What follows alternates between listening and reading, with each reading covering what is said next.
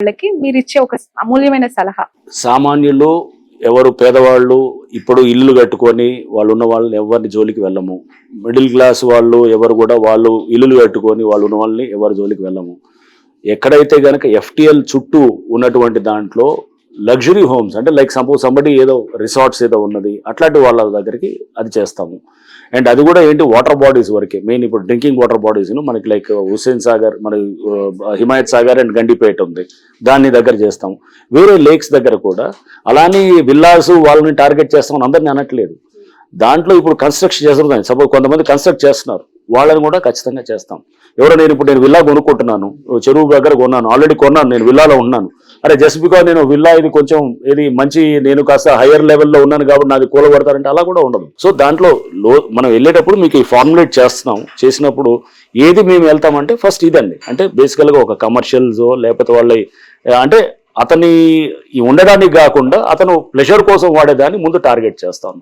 లేదా అతని కంఫర్ట్ కోసం కమర్షియల్, ఇప్పుడు ఒక ఏది కన్వెన్షన్ హాల్, లేదా అతను ఒక కమర్షియల్ కాంప్లెక్స్, లేదా ఒక రిసార్ట్, లేదా ఒక సమ్ గేమింగ్ విలేజో, ఇట్లాంటి వాటిలన్నింటినీ కూడా డెఫినెట్ గా it comes with in the purview of అంటే ఫస్ట్ ఫోకస్ చేసి నెక్స్ట్ స్టెప్ బై స్టెప్ తీసుకెళ్తూ అండ్ నాలాస్ లో కూడా నాలాస్ పక్కన బఫర్లు ఉంటాయి. బఫర్లు దాని మీద కన్నా ముందు నాలాని బ్లాక్ చేసేది, నాలాని రివైవ్ చేయాలన్నమాట. మూసేసిన నాలాన్ని తెరిపించాలి. అది తెరిపించాలన్నప్పుడు దాంట్లో అన్నింటినీ మనం చేస్తే గనక మొత్తం మనం ఒకేసారి అన్ని ఫ్రంట్స్ ఓపెన్ చేయకూడదు. సో మెల్లిగా స్టెప్ బై స్టెప్ వెళ్ళి దాన్ని గ్రాడ్యువల్గా ఆ ప్రాబ్లమ్ని లీస్ట్ పబ్లిక్ రెసిస్టెన్స్ తోటి మాక్సిమం పబ్లిక్ గుడ్ చేయగలిగితే కనుక then that is what we wanted. Right sir, Janwada farm houses కి సంబంధించి చాలా పెద్ద ఎత్తున చర్చ జరుగుతోంది. What is your stand on that? ఏం గుర్తించారు, అక్కడ ఏం జరిగింది అనుకుంటున్నారు? జన్వాడ ఫార్మ్ హౌస్ అనే దాని గురించి చూస్తే కనుక అది మోర్ ఆఫ్ 111 జీవోలో ఉన్నటువంటి ఇదిగా మేము చూస్తున్నాము. సో 111 జీవో అనేది మా స్కోప్ లో లేదు. నెంబర్ 1, మీరు ఎంటర్ అవ్వరా అక్కడికి? 111 జీవోలో మేము ఎంటర్ అవ్వము, మేము రాము. 111 జీవోలో అంటే చాలా ఉన్నాయి, హండ్రెడ్స్ ఆఫ్ వేల స్ట్రక్చర్స్ ఉన్నాయి. ఇది ఒకటే ప్రత్యేకంగా ఎందుకు వెళ్తాం? నాలా ఉంది అనుకోండి, ఫర్ ఎగ్జాంపుల్ ఎఫ్టిఎల్ బఫర్ లో ఖచ్చితంగా చేసేవాళ్ళు, అది లేదు, అది 111 జీవోలో ఉంది. బట్ రేపు అక్కడ 111 జీవోలో చాలా స్ట్రక్చర్స్ రిమూవ్ చేస్తున్నప్పుడు దాంట్లో జన్వాడ ఫార్మ్ హౌస్ ఉంది, హైడ్రాన్ హెల్ప్ అడిగితే ఖచ్చితంగా చేస్తాం. సపోజ్ అక్కడ 100 స్ట్రక్చర్స్ తీస్తున్నాం, మొత్తం ఏరియాలు అంతా కూడా తీస్తున్నప్పుడు దాంట్లో దిస్ ఈజ్ ఆల్సో వన్ అంటే నేను హెల్ప్ చేస్తాం, డెఫినెట్ చేస్తాం. బట్ ఇండివిజువల్గా ఒకళ్ళని మనం పొలిటికల్గా చేసేది అట్లా ఆలోచన హైడ్రా చేయదు. అండ్ ఆ విధంగా దాన్ని మీరు అంటున్నారు కదా ఇందాక ఏదో భుజం మీద పెట్టి కాల్చేదానికి హైడ్రా అనే దానికి అది ఆ ఇన్స్టిట్యూషన్ కానే కాదు. ఓకే, ఎక్కువగా వినిపిస్తూ ఉంది లైక్ పల్లా రాజేశ్వర్ గారు, మల్లారెడ్డి గారి కాలేజెస్ కి సంబంధించి కావచ్చు, లేదంటే ఇతర ప్రతిపక్ష పార్టీలకు సంబంధించిన నేతలవే ఎక్కువగా టార్గెట్ అయినట్టు కనిపిస్తుంది. హైడ్రా నిష్పక్షపాతంగా పనిచేయట్లేదు అనే ఆరోపణ. మీకు ఇన్నాళ్ళు నేను రిలీజ్ చేశాము ఎవరెవరు డిమాలిష్ చేశామనేది. దాంట్లో టీఆర్ఎస్ వాళ్ళు ఎంతమంది ఉన్నారు చూస్తే ఒకళ్ళు ఉండొచ్చు, బహుశా భాస్కర్ రావు గారితో ఎవరిదో ఉన్నట్టుంది. ఆయన కూడా is not a core politician కాదు. సో టీఆర్ఎస్ వాళ్ళు ఎవరు లేరు అంటే మీరు అన్నట్టు బీఆర్ఎస్ వాళ్ళది చేశారనేది. సో అది ఫస్ట్ ఆఫ్ ఆల్ అప్రహెన్షన్, ఆరోపణలు, అది నేను అప్రహెన్షన్ రియాక్ట్ కాకూడదు. సో ఇది నెంబర్ 2 ఇస్ కొంతమంది ఎంఐఎం వాళ్ళది ఎస్ వి డిమాలిష్. అండ్ దాంట్లో బీజేపీ వాళ్ళు కూడా ఉన్నారు, కాంగ్రెస్ వాళ్ళు కూడా ఉన్నారు, కాంగ్రెస్ వాళ్ళే కూడా చేసినప్పుడు న్యాచురల్గా అన్ని పార్టీలు ఉన్నప్పుడు ఇక మరి ఈ ఆరోపణ ఎందుకు వస్తుంది?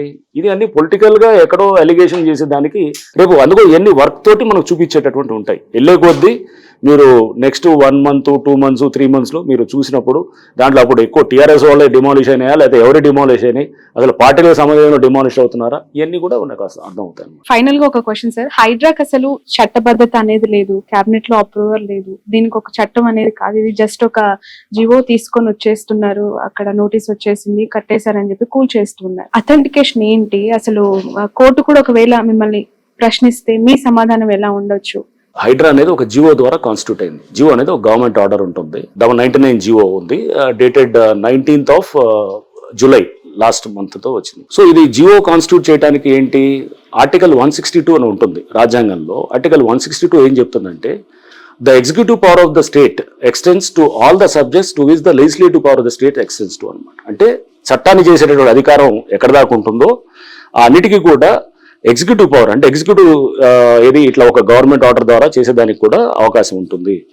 అండ్ దీనికి గవర్నమెంట్ ఆర్డర్ ద్వారా ఎగ్జిక్యూటివ్ రిజల్యూషన్ ద్వారా అంటే ఎగ్జిక్యూటివ్ ఆర్డర్ ద్వారా చాలా సంస్థలు ఫ్లోట్ అయినాయి ఇంతకుముందు.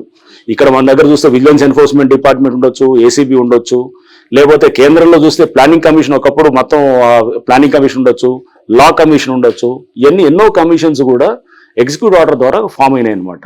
సో అందుకోసము దీనికి ఓన్లీ చట్టం చేస్తేనే ఇది అనేది కాదు, బట్ డెఫినెట్గా దీనికి కొన్ని ఎక్కడెక్కడైతే కొన్ని చిన్న చిన్న లూప్ హోల్స్ ఉన్నాయో దానికి కూడా చట్టబద్ధత తీసుకురావడానికి కంప్లీట్ ఇది ఒక ఇండిపెండెంట్ బాడీ అంటారా సార్? ఇండిపెండెంట్ డిపార్ట్మెంట్, ఎవరు దీని వెనక ఎవరు ఇండిపెండెంట్ డిపార్ట్మెంట్. దీనికి బడ్జెటింగ్ సెపరేట్ చేశారు, దీనికి గవర్నింగ్ కౌన్సిల్ కి చైర్మన్ సీఎం గారు ఉంటారు, దీని మినిస్టర్స్ కూడా దాంట్లో మెంబర్స్ ఉన్నారు, అండ్ దానికి కమిషనర్ గా నేను ఉన్నాను.